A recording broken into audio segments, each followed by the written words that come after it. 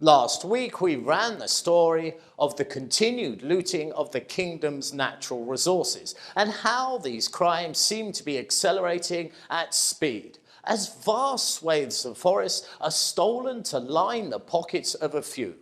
Well, there is more sad news, as activists and members of the indigenous communities in Priya have discovered 260 illegal logging sites in yet another wildlife sanctuary.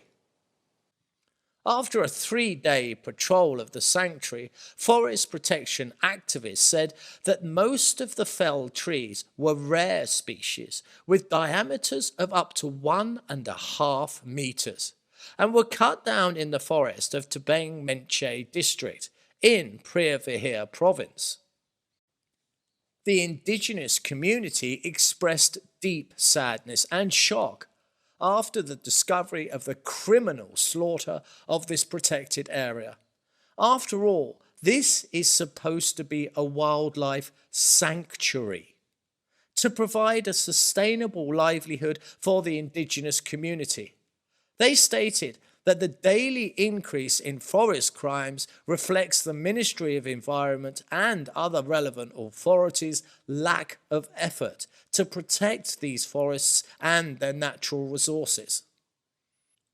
A staggering 260 illegal logging sites and felled trees were discovered. The indigenous community has appealed to local authorities and the Ministry of Environment to stop restricting their right to help protect these forests. The government also needs to ensure that local officials implement the laws effectively and punish those who fail to perform their duties. This week, the Priya Provincial Environmental Department refused to comment.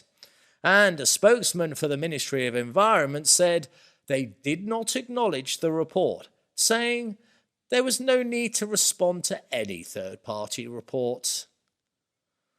The trees fall, the wildlife dies, and the country's heritage is loaded onto the back of trucks and exchanged for a handful of dollar bills.